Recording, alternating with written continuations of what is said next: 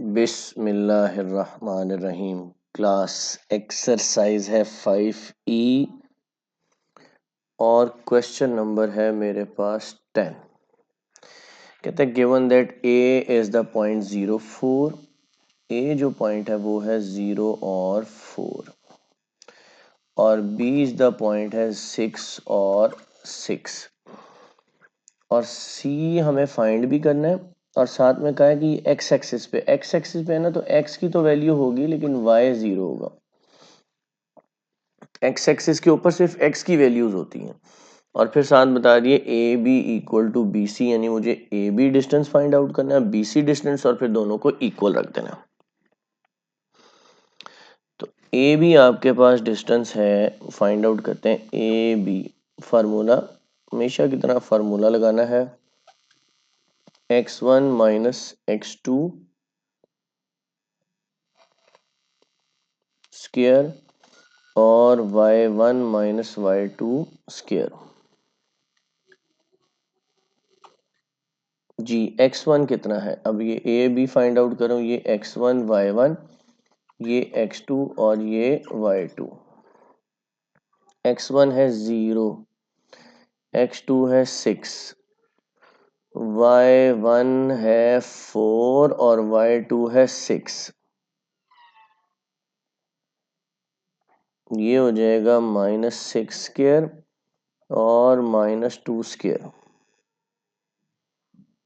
ये आ जाएगा 36 और 4 और ये आ जाएगा 40, स्क्वायर रूट ऑफ 40।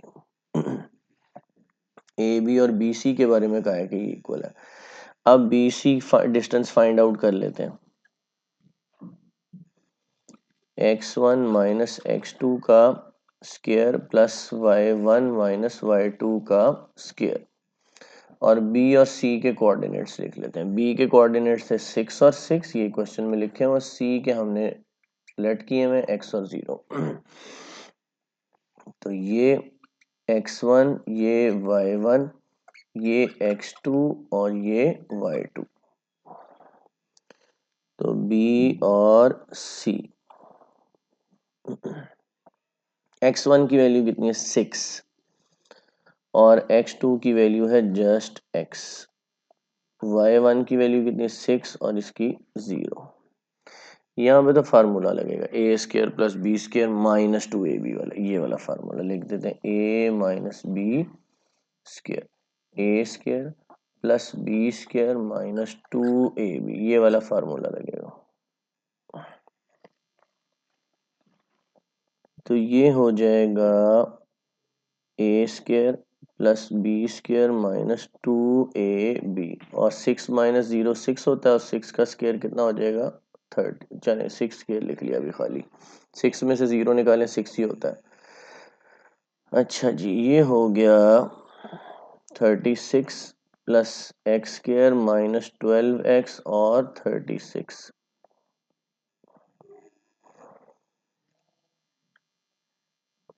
ये आ जाएगा x square minus 12x plus 72। ये मेरे पास, अब हमें स्टेटमेंट में कहा गया है कि A B equal to B C, A B equal to B C, A B equal to B C. A B का आंसर लिखते हैं, ए बी का आंसर मेरे पास आया था 40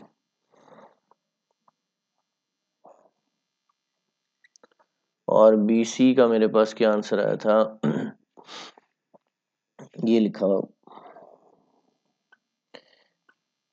ये आया था x square minus 12x plus 72।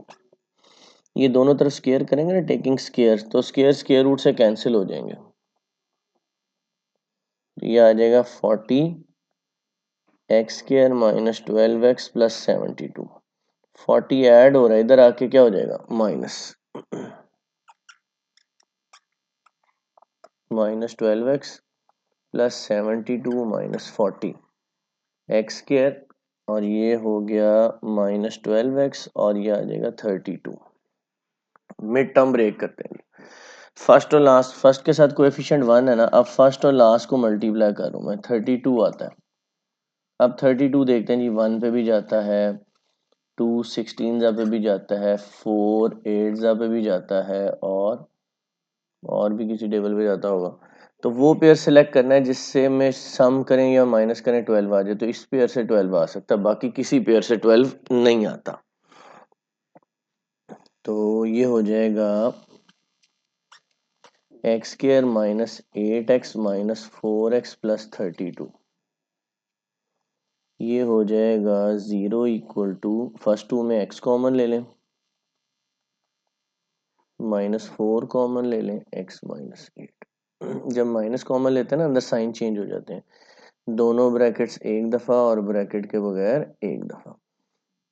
इधर x माइनस 8 इक्वल टू 0 और x minus 4, x equal to 8 आ गया और x इक्वल टू 4 आ गया। ये दो आंसर आए। तो कोऑर्डिनेट्स बनाने हैं, तो कोऑर्डिनेट्स बन जाएंगे 8 और 0 और 4 और 0, क्योंकि हमें कहा गया है कि जो पॉइंट है ना x एक्सिस पे, तो x एक्सिस के ऊपर तो y 0 होता है। ये हमारे पास दोनों कोऑर्डिनेट्स बने हैं।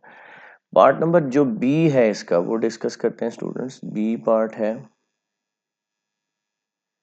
कि coordinates of point d on y axis such that angle ABD is 90 degree. Angle A, coordinates of D find out करने और A B D is 90 degree. ठीक है, करते हैं। ए बी डी, जो एंगल जिस सेंटर में होता है ना, उस उसको लिख दिया। आपके पास ए हो गया, ये बी और ये डी, इसके बारे में कह रहा है कि ये 90 डिग्री है। अब students, coordinates of D find out करने हैं मुझे, और जो कोऑर्डिनेट्स ऑफ डी है ना, वो कह रहा है वाई एक्सिस के ऊपर है। तो वाई एक्सिस के ऊपर वाई की वैल्यू होती है, एक्स की वैल्यू नहीं होती। ए के कोऑर्डिनेट्स है मेरे पास 0 4 और बी के कोऑर्डिनेट्स हैं 6 और 6, ये हमारे पास क्वेश्चन में लिखे हुए हैं। डी मैंने रख ली 0 वाई, क्योंकि वाई एक्सिस के ऊपर, वाई एक्सिस के ऊपर वाई की वैल्यू होगी, एक्स की वैल्यू कोई नहीं होगी। अच्छा, अब आप देखें, ये 90 डिग्री है ना, अगर ये वाला एंगल 90 डिग्री है, तो ये लाइन और ये लाइन दोनों क्या हुई, परपेंडिकुलर। और परपेंडिकुलर की जो स्लोप होती है ना, उनका प्रोडक्ट होता है -1। उनका प्रोडक्ट क्या होता है, -1। तो स्लोप ऑफ ए बी और स्लोप ऑफ बी डी मुझे निकालनी है और इनका प्रोडक्ट रखना है -1 के इक्वल। ये मैंने m1 multiply by m2 equal to -1, ये वाला मैंने थ्योरम यूज करना है, इक्वेशन यूज करनी है। तो स्लोप ऑफ ए बी, इसको m1 कह लो, y1 minus y2 over x1 minus x2। जी, ए और बी यूज करें, ये x1, ये y1, ये x2 और ये y2। y1 है 4, y2 है 6, x1 है 0 और x2 है 6। -2 ओवर -6, तो ये आ जाएगा 1/3। m1 का आंसर ये मेरे पास 1/3 आ गया, स्लोप ऑफ ए बी। अब मुझे slope of B D find out करनी है। बी डी, इसको मैं कह दूंगा m2, y1 minus y2 over x1 minus x2। अब बी और डी के पॉइंट रख लेते हैं, बी और डी। डी तो था 0 और y, और बी था 6 और 6। ठीक है जी, वैल्यू पुट करते हैं। y, ये है x1 y1, ये है x2 और ये है y2। y1 कितना है 6 और y2 कितना है y, x1 कितना है 6 और x2 कितना है 0।